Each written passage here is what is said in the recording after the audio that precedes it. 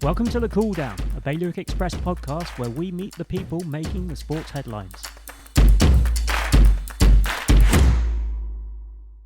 Hello, I'm Nick Mann. In this episode, cyclist Jack Reed joined me to reflect on the highs and lows of his latest season racing in France, his move to a new team for the next campaign, and how that means stepping into more of a leadership role. Jack, thanks for coming in. Thanks for having me back on. Yeah, it's been a little while since we last spoke. Yes. Plenty has happened. You've obviously got through a season of cycling in France. Yeah, another season. Down. We've got a new team for next year as well, so plenty of ground we can cover. Yeah. Cover here. So, let's go right back to the start of this year or this season. Yeah. Okay. How were you feeling at that time? Yeah, so again, a new team, the biggest level of team I'd been in my journey in France, I guess. With also coming back from having Epstein-Barr ending the season early, I had to be very cautious through the winter in terms of how much training I could do and not getting carried away too early, just in case I did get ill again. But I had a good training camp in Portugal in December. And then when I moved over to France again in sort of January time, I was feeling good. And then I had another good training camp with my new team at the end of January. So going into the racing season, I was quite excited for it. I'd also put on quite a lot of weight last season or over the winter. So I was different type of rider, really. I had a bit more of a punch to me. So it was all sort of exciting. And then the start of the season was a bit of a slower start than I hoped for. I think all of that time not racing and then being out for Epstein-Barr, I think I maybe was a bit too optimistic on how quickly it'd take me to get back into it. The first part of the season wasn't the best, but as part of it, it was, luckily the team I had this year were really supportive with it and you understood everything. There's some highlights from this season, though. You've produced some good results. So maybe take us through your best race. Yeah. Best races I had a couple pretty much from April to probably July, August time was when I was in my best shape. I got second place at GP L'Antique, which is a race I've done in the past actually, and I knew it would always suit me. And that was around the week before I had got fourth place at a race near Vitre. So I knew I was in good form. But there were some big riders at this race that I came second in. And I think that was probably the highlight of my season. I had lots of positions this year where coming into the last couple kilometres, I was in a position to win the race or get a podium. And then it turned out I didn't get anything out of it and I kept getting fourth places. There was a race I did in April, which was the same, where I was in a breakaway with four of us coming into the last 2 kilometres. And it was looking like it was going to come down to a sprint. So I sort of knew it wasn't suited for me. And I tried things slightly different. I ended up getting fourth in that race. So that was annoying. That was Tour de Montagnes, which is another good result I've had. So I've had, 1 second place and 3 fourth places at races. They're probably my highlights from this season. And in terms of the lessons you take from those races, and that's, I guess especially when you're in the mix but not quite producing. Yeah. What are the lessons and how do you cope with that as well? Yeah, it's definitely, you always after reflect on it and go, if I just done that differently. Because in them situations, you've done all the hard work. You're one of the strongest riders there. You've got into that move, but it's tactically just small tactical errors where that will cost you the race. And that's pretty much how it happened by me getting them fourth places. It's also something you can't really think about it for hours and hours because you eat yourself away with it. But it's more, after these results, I reflect with my coach, Tobin, and think, right, what could we have done? What are we going to do next time? But it is just very small things that you learn. And to be honest, the only way I will know in the future what to do is by being in them situations. So as frustrating as they are, I know now if I get into them situations next season, what to do. Whereas this year, it was sort of the first time I'd been in the runnings at the end of a race, so it was all still new to me. And how's life in France been as well? We spoke about like sort of last time about lifestyle and, Yes. and how you cope with Yeah, it. I'm still loving it, to be honest. Well, it's the riding side of it. Yeah, I enjoy it a lot more to Guernsey, just because the roads are so much quieter and so much bigger, and you can go a lot further instead of doing laps over here and not having wind in your face all the time. But I mean, off the bike as well. Yeah, it's very peaceful, which I really like. Even Guernsey, I sort of find a bit busy. You come back and there's cars everywhere. Where I'm based in France is very peaceful. Still, the French are a bit old-fashioned with things and a bit backwards, but I sort of kind of like that as well. Yeah, I think if I'd have no chance of living in a city in the UK at the moment because it would be a different world.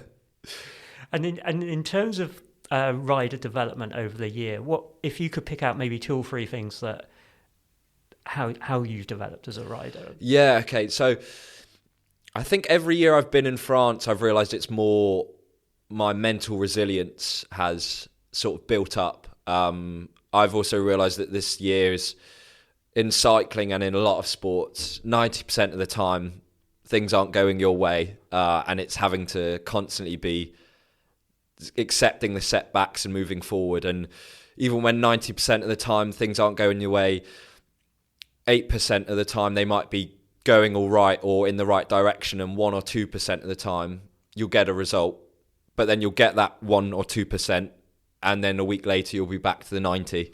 So it's sort of taken in, because it's quite still individual as well, although it can be very team-based as well, cycling.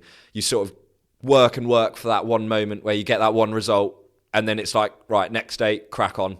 You got to get back to it. You can't sort of just go, I've got that result now, I just ease back a bit. Normally I've realised you get a bit of a momentum from it. So it's about building on that really, which is the main thing. How's your experience within that new team been as well for the year?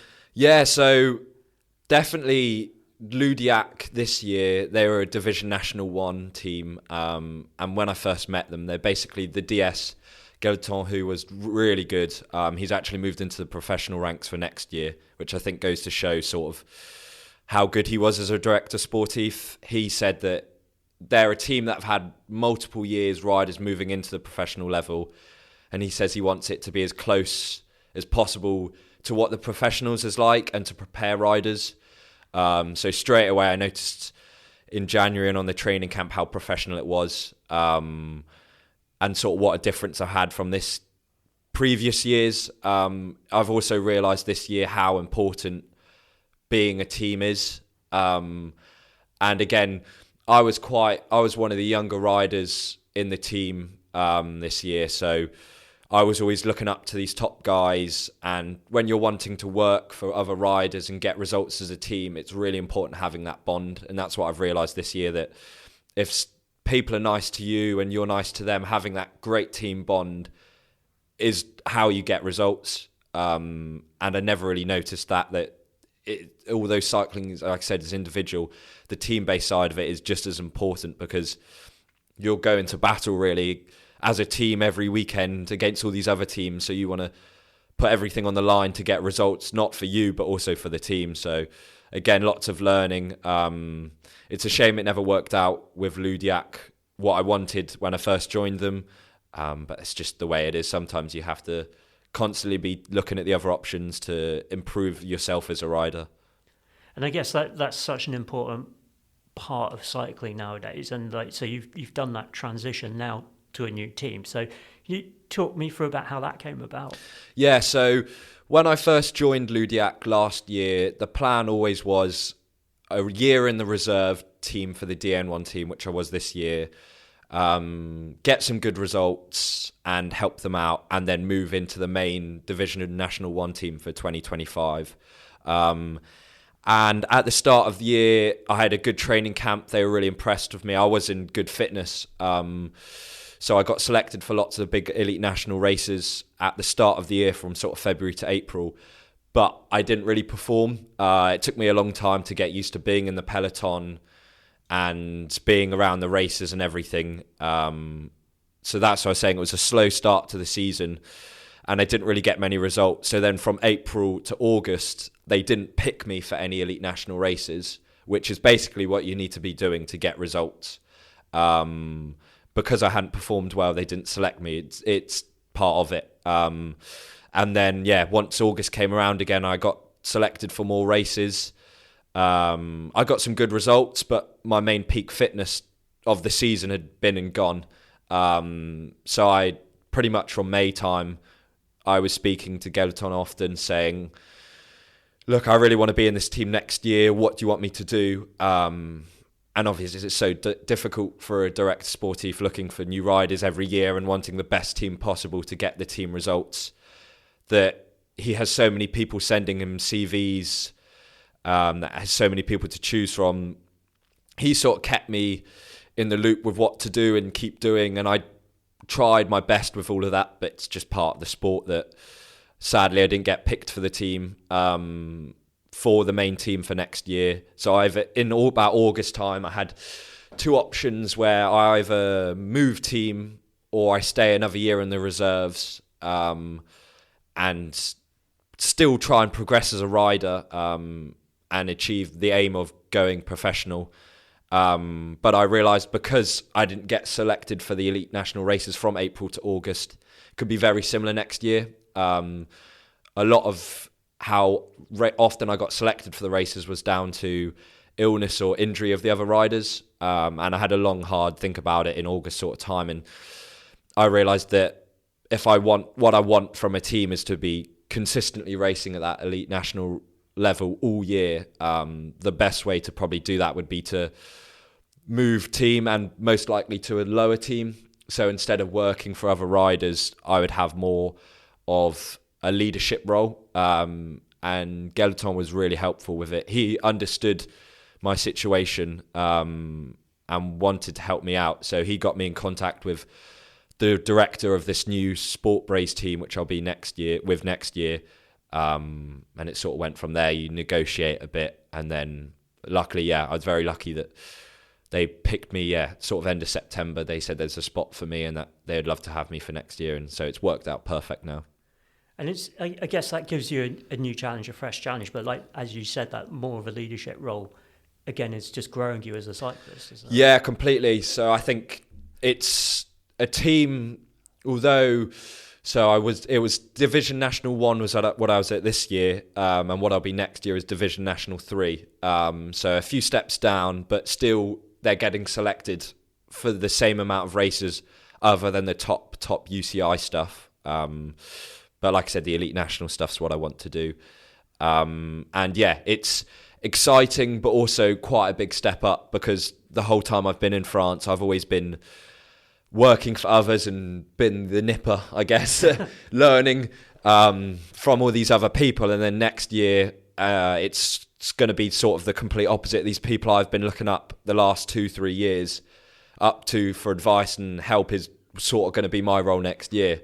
So it's, exciting, new opportunity, but it's certainly my role is going to have to change a lot, and I'm going to have to take a lot more commitment with helping out the riders. And these new riders that I was in a similar situation to the other year is going to be, now I'm going to have to help them and show them the way, I guess, around the races, which is also exciting.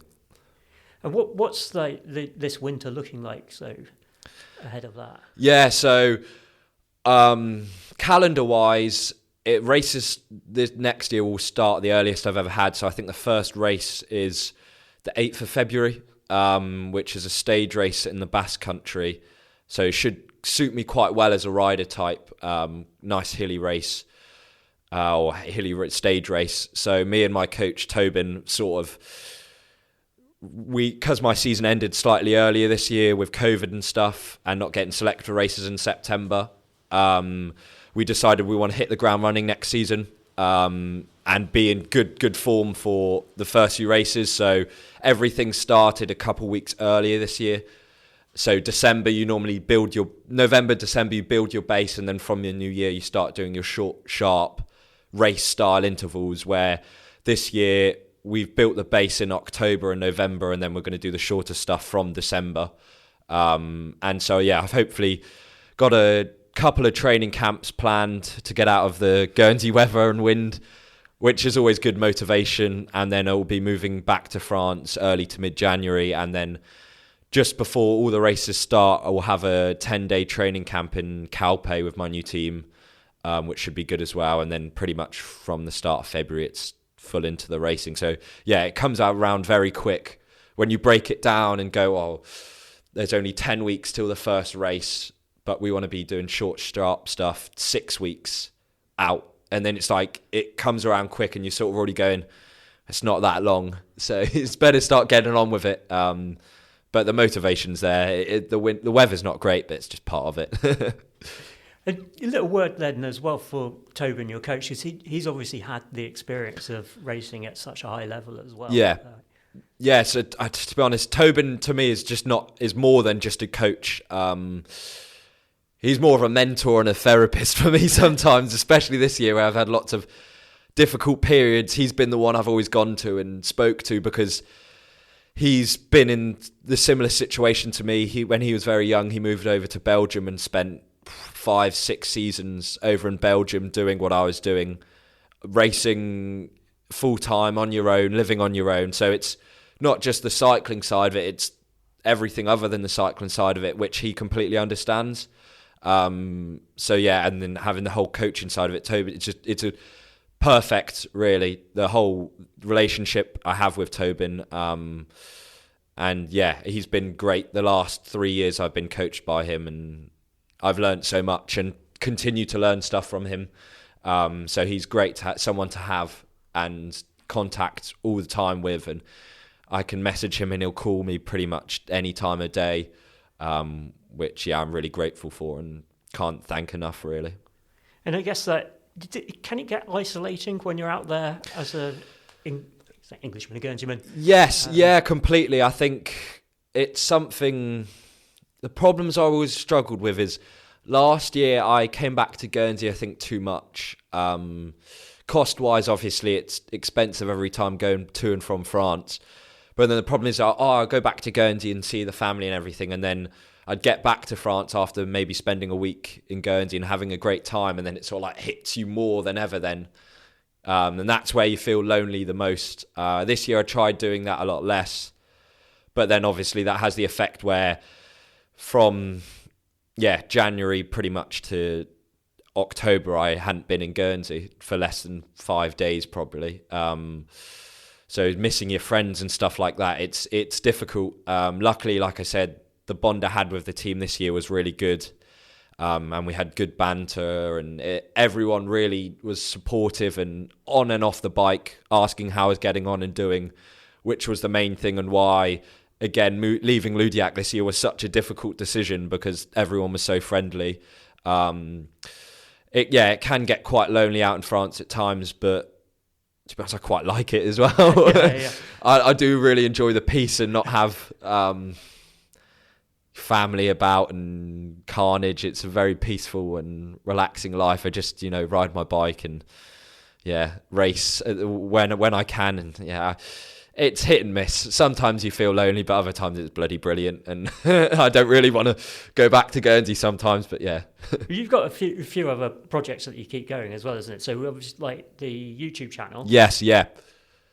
So YouTube channel's great because I've really got into it this year. I got to a point where I was always just making videos when I was doing well, and then the start of this year when continuous races each week weren't doing very well, I didn't really want to make videos, but then the whole point I created the YouTube channel was to show not only to friends and family back here in Guernsey, but to people all over the world what life is like for a 20-year-old living in a foreign country being a cyclist. And I thought, kind of silly, I'm not making the video, I'm just showing the good side of it. And so I had a bit of a break, and then I was like, no, I need to sort of come out and explain that it isn't all rainbows and riding your bike all day is easy.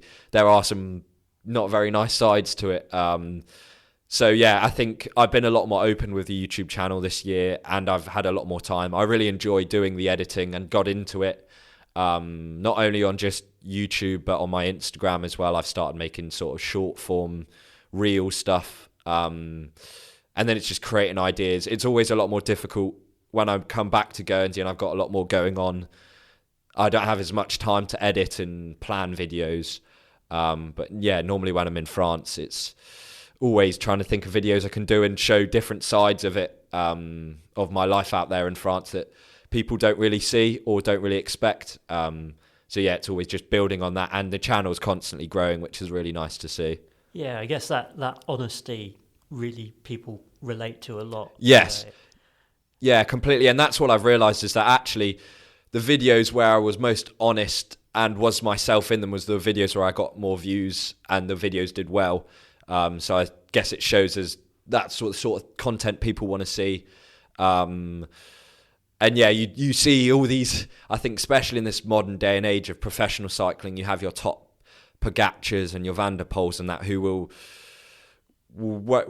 train all winter and then turn up to races in March, and then every race they do will just win and make it look like they're going for a little club ride. And it's so just not realistic. Just they're like superhuman level, that. And I think that's what people think cycling's like. And you go, oh, why haven't you done well in races? Or why haven't you been racing much? And it's just like, because it's not that easy. I wish that I could just turn up to every race and just win it like it was a doddle. But there's, 200 people in a race and everyone's got that same goal of winning it, that just not really realistic. So I wanted to try and show that. And then obviously, other than the cycling side of it, it's also the whole lifestyle. A 20-year-old living on their own is something I think is quite not really normal, and takes a lot to do. So I also like showing that side of it, that other than the bike, it's important this year. Yeah, I've realised this year that it's important. If I'm happy on the bike, I've got to be happy off the bike, and I've got to do things that I want to do off the bike. So I've also tried involving that in the videos quite a lot, that I have to knuckle down and train and everything. But if I want to go to the beach one day or do something like that, it's got to be done, as my mental health is just as important, both on and off the bike. Yeah, because you took a bit more of a bike touring trip in your year as well. Yeah, so me and my dad have gone bike packing for years, saying that it's always something we've loved doing. As I've got older, obviously I've got stronger, and as my dad's got older, he's maybe got a bit weaker. So when I first started doing it with him 5 or 6 years ago, it was towards the end of each day I was struggling, and my dad was, come on, Jack, you're nearly there. And then obviously all lockdown and COVID happened, so there was like a 3-year gap. And then we went on a trip in May, and I was like, oh, okay, it's changed quite a lot now, where my dad, I've always got a racing mindset, so it's quite hard to switch off sometimes. I just want to keep pushing every day. Where my dad's like, oh, can we stop here? Can we stop there? So I did a trip in May with him, which was really good. But then I was like, oh, I do want to do a bit of self-supported on my own stuff and sort of push my limits.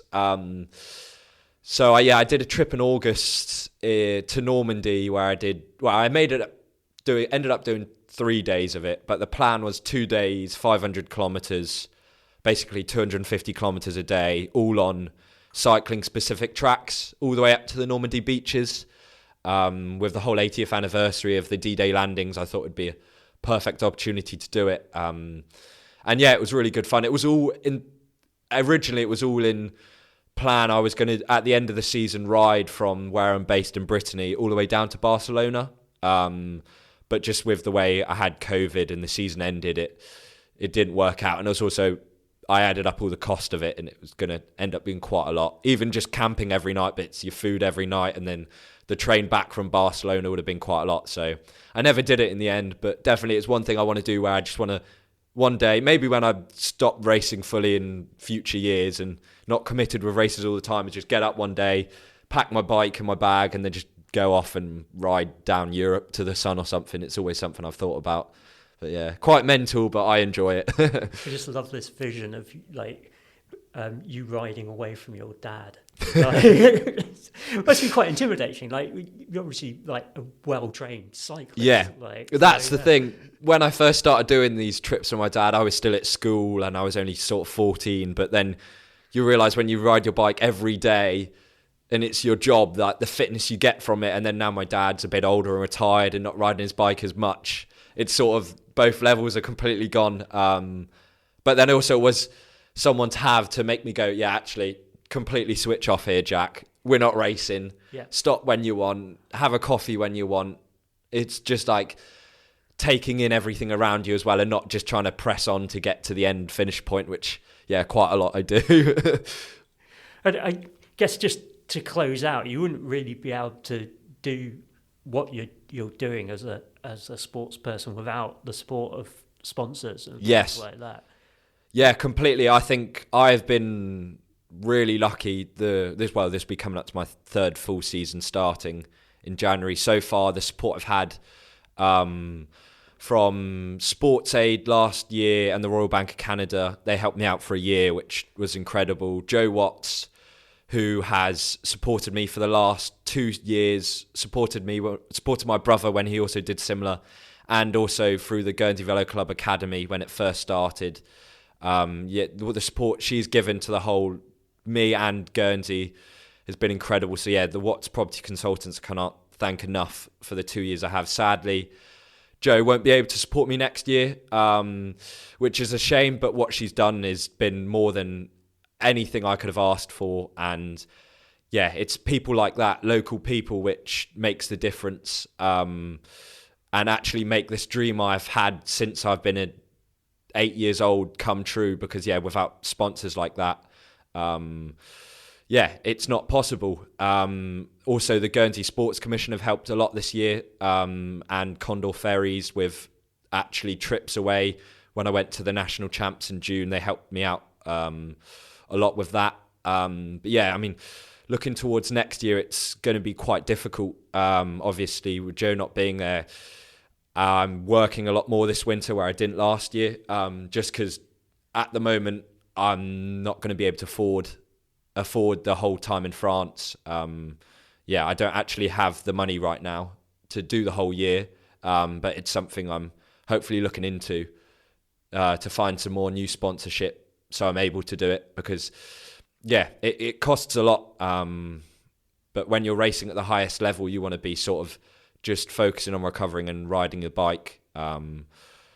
So yeah, it's something I'm looking into for next year, but it's a big part of it. And without these sponsors that I've had, I wouldn't be able to do what I've done. And I'm grateful for the support I've had this year and previous years.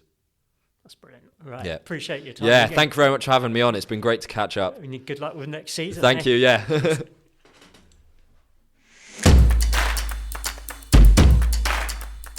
That was the cool down. Thanks again for listening. Please like and subscribe for more. You can find all our sports news on gsy.bailiwickexpress.com and on all our social channels. Sign up to our daily email to keep up to date on all the work the Express team does.